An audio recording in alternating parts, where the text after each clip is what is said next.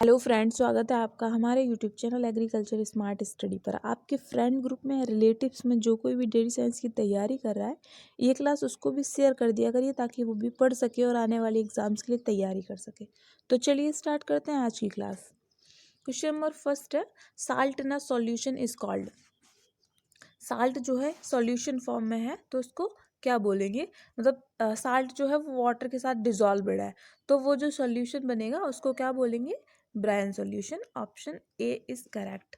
यही अगर sugar solution होता तो क्या बोलते हैं, सिरप। यहाँ साल्ट है इसलिए बोलेंगे brine solution. And next question है, DSC स्टैंड्स फॉर। DSC का फुल फॉर्म क्या है, तो D for differential, S for scanning and C for calorimetry. Option B is correct. Differential scanning calorimetry is the full form of DSC। Next question है, which of the following is responsible for white spot in freezing storage of meat और poultry. Meat और poultry को freezing temperature पे store किया हुआ है और उसमें जो वाइट स्पॉट हो जाते हैं वो किसकी वजह से हो जाते हैं, तो वो हो जाते हैं, फंगस होता है स्पोरेटाइकम कार्निस। स्पोरेटाइरिकम कार्निस फंगस की वजह से मीट या पोल्ट्री में फ्रीजिंग स्टोरेज पे भी वाइट स्पॉट हो जाते हैं। नेक्स्ट क्वेश्चन है, the principal acid present in carbonated non fermented beverages. जो कार्बोनेटेड नॉन फर्मेंटेड बेवरेज होते हैं, जैसे कि कोका कोला है, जो कोल्ड ड्रिंक पीते हैं वो नॉन फर्मेंटेड होती है और कार्बोनेटेड होती है।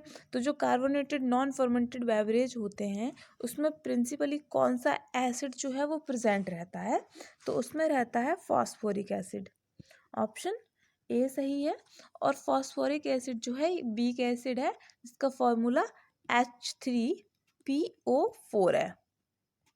एंड इसका जो प्योर कंपाउंड रहेगा अगर फॉस्फोरिक एसिड का, तो वो कलरलेस सॉलिड होता है और केमिकल फॉर्मूला H3PO4 है and it is a weak acid and principal acid for the carbonated non fermented beverage.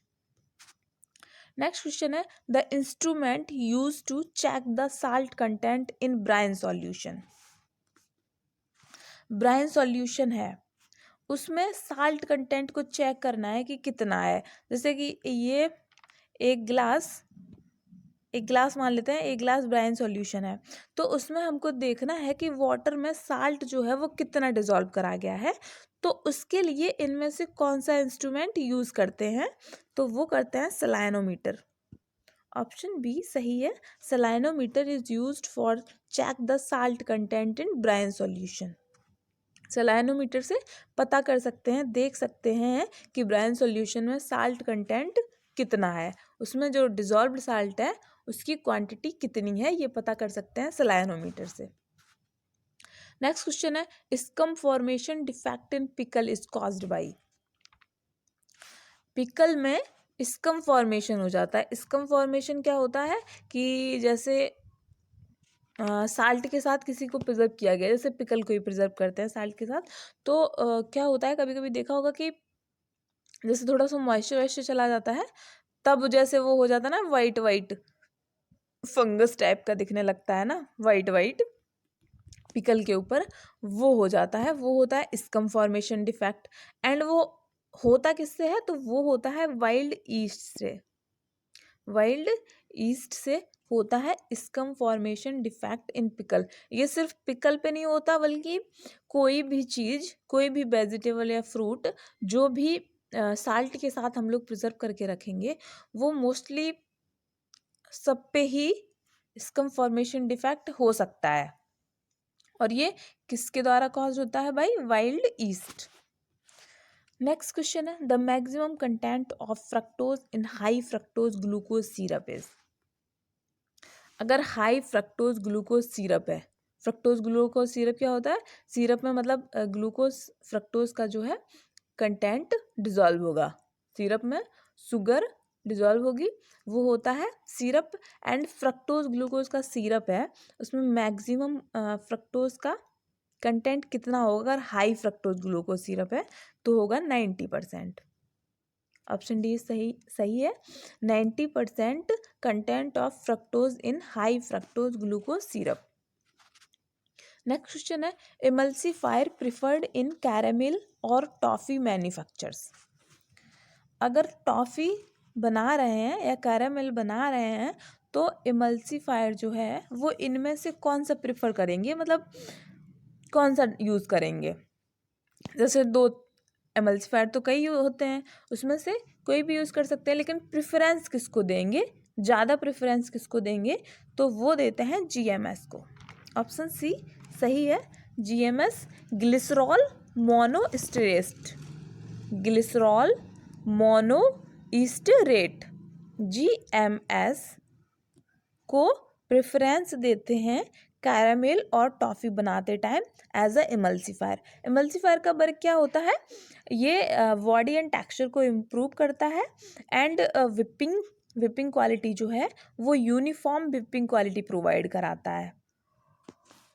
Next question है, the chocolate packaging room should ideally have the following RH%। RH मतलब relative humidity percent.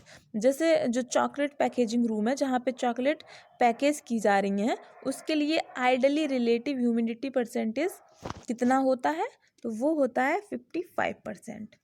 अगर ज़्यादा होगा तो जो chocolates होंगी उन पे अफेक्ट पड़ेगा ना, मतलब वो मेल्ट हो जाएंगी, इसलिए जो आइडियली रिलेटिव ह्यूमिडिटी होती है चॉकलेट पैकेजिंग रूम में वो होती है 55%। नेक्स्ट क्वेश्चन है, example of medical food is. इनमें से मेडिकल फूड का एग्जाम्पल क्या है, तो वो है Chyawanprash. Option D is correct.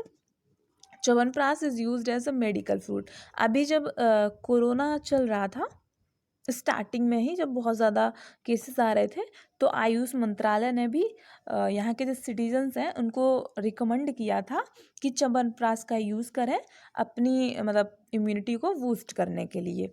और च्यवनप्राश काफ़ी अच्छा होता है डाइजेशन के लिए भी, एंड इसमें एंटी एजिंग प्रॉपर्टी भी होती है एंड कई विटामिन्स और मिनरल्स कंटेनिंग होता है। तो chyawanprash is a medical food. तो आज की क्लास यहीं तक, मिलते हैं नेक्स्ट क्लास में। अगर आपको किसी क्वेश्चन में डाउट रहता है, कन्फ्यूज़न रहता है, तो आप कमेंट सेक्शन में पूछ सकते हैं। मैं नेक्स्ट क्लास में पूरी कोशिश करूँगी कि आपको क्वेश्चन के बारे में ज़्यादा से ज़्यादा बता सकूँ और आपके डाउट्स क्लियर कर सकूँ। और वीडियो अगर पसंद आता है तो लाइक करें, शेयर करें एंड चैनल को सब्सक्राइब करें। और हाँ, बेल आइकन को प्रेस कर दीजिए ताकि आने वाली वीडियोज़ की नोटिफिकेशन आपको मिल सके। Okay, bye bye and take care.